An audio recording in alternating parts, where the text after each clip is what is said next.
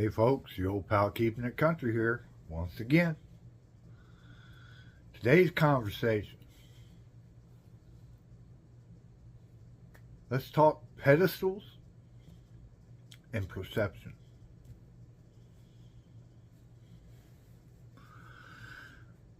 So,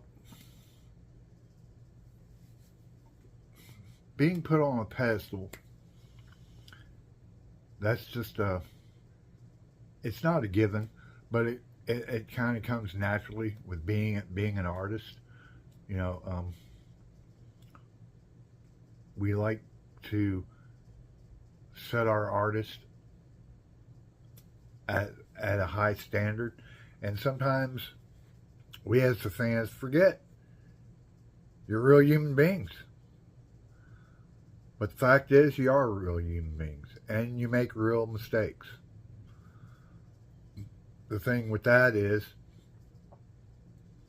you have to be willing to be accountable for those mistakes and acknowledge them when you do make them, and come out and say so. I mean, you're no different than the other billions of people on this planet. We all make mistakes. However, we all have to be accountable for those mistakes and acknowledge them. Acknowledge that they were wrong. Don't get mad. Don't get nasty, and don't throw out unfounded innuendos. That's just kind of the way it is. Wearing my old Dale Earnhardt Jr. Oreos number 3 shirt today. Woo! So, anyhow,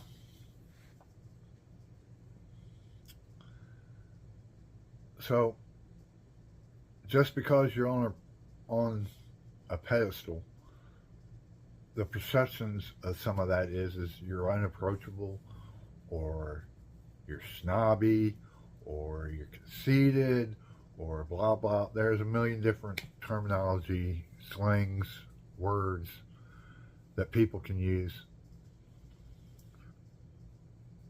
And the trouble is with some artists, that perception becomes truth.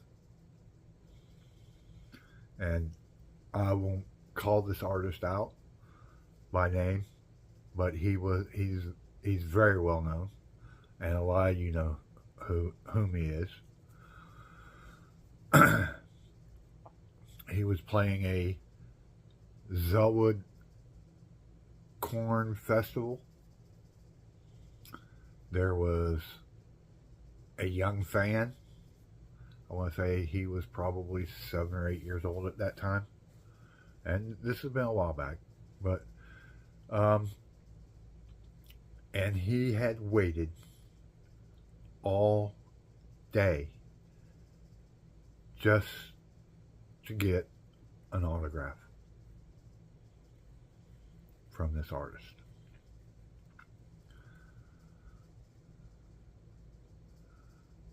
And I understand sometimes schedules get rearranged, or things run behind, and you don't get all that time. But when you've been told that this person has been waiting for you more hours than anybody else,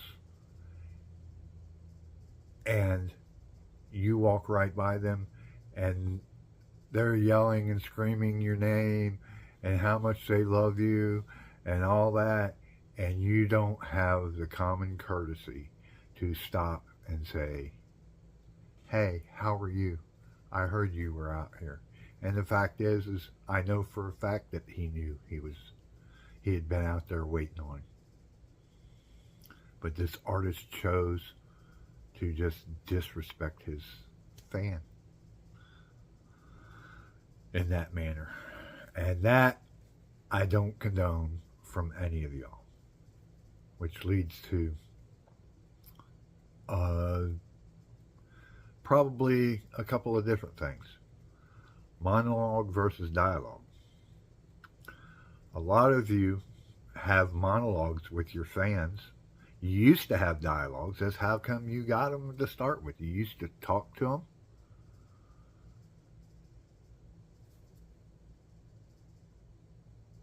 And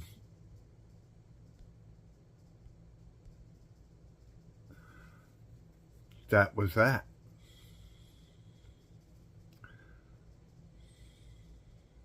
I mean, and that's what got them into becoming your fans.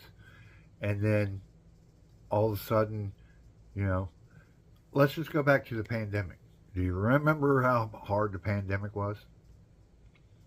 And all y'all were on here live streaming and interacting with your fans and supporters and this and that and selling your merch and doing all that good stuff.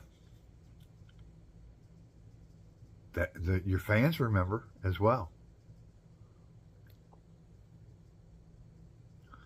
And then all of a sudden, everything opened back up, and you could do live shows, and you could do concerts and events, and somehow you turned it all into being about you and your monologue and support me and buy my merch. Well, I'm going to tell you from my perspective how that goes with me. If you want me to support you and you want me to buy your merch, then have a monologue with me. Because if you can't take the time to say a simple thank you for always being my fan, and thank you for always believing in me, and thank you for being a person of your word, you've been there since day one, or even if I happen to be a new fan, you just can't say thank you and have a dialogue every now and then. We don't need to be best friends. We don't need to talk every single day. But we do like to be acknowledged that, hey, we see what you're posting. And we are already fans of your music. And we've been fans of your music. When nobody else was a fan, we were fans.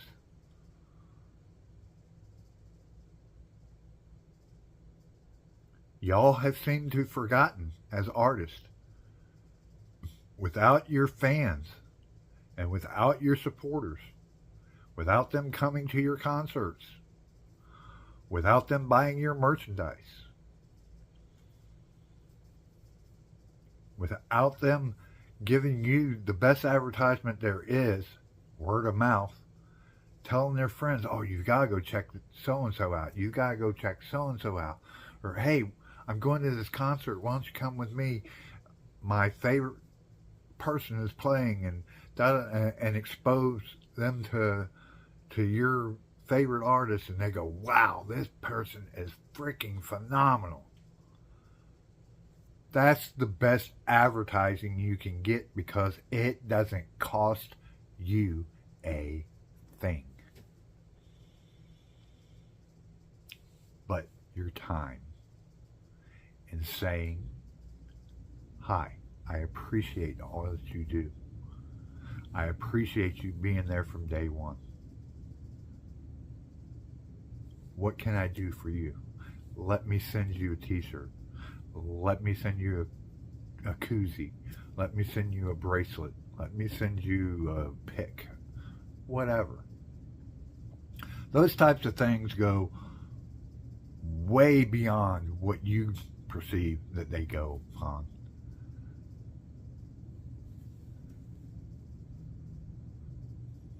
I'm telling you, as a supporter and as a fan, that's the way I see it. Now, that's my perception. There are a few of y'all I do put on pedestals. I mean, and we're not talking the Dolly Partons and the Blake Sheltons and the Randy Travises, and I'm talking my independent artist that I have been part of since day one. Because I always seen, I get there's probably in Nashville alone, there's probably thousands upon 10,000s upon 10,000s of artists who are trying to do the same thing as the Blake Sheltons and the Randy Travises and the Dolly Partons and the Reba McEntires. And chances are they may never get there. The best they may ever do would be playing Broadway shows. But I can speak as a fact and as a fan. I go to those places on Broadway. I go to concerts and venues when I can here in Florida and see some of my favorite artists and some that I have never heard of before, and then I become fans of theirs because their music is what's relevant today.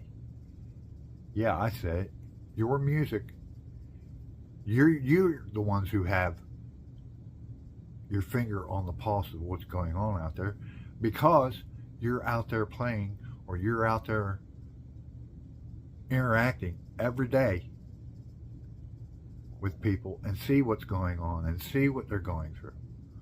You know, not all your fans have lives of Skittles and rainbows. Fact. Some of them are going through some really harsh things or really bad things. You know, whether it be relationship-wise, domestic violence-wise, cancer, or health issues, you know. But they take it upon themselves to, for that one brief moment when they do have a good day, to go say, "Hey, so-and-so, how are you doing today? I just popped in to say hi." Think about that the next time you get one of those on your DM or your Instagram messenger or on a TikTok message or whatever. There's a plethora of social medias. On X, formerly Twitter. Think about that thing.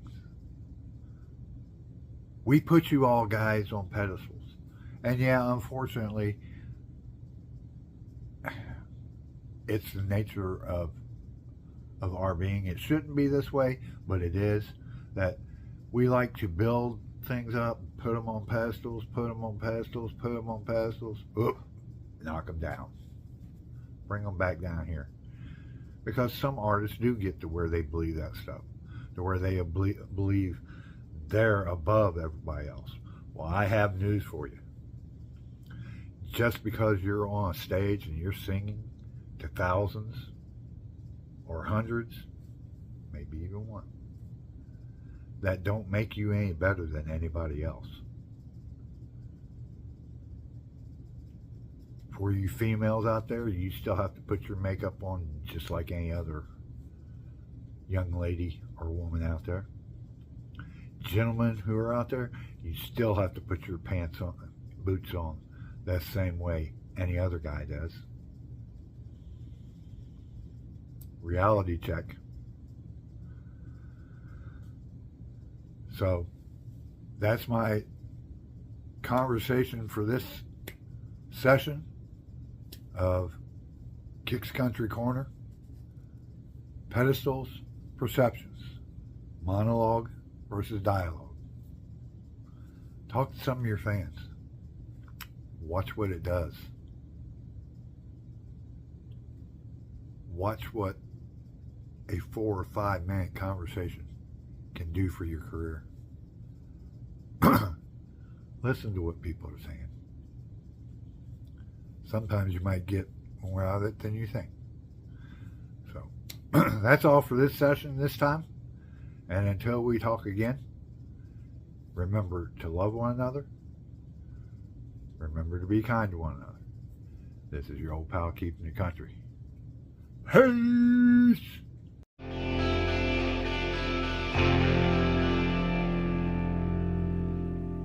Are you ready? it country, keeping it country.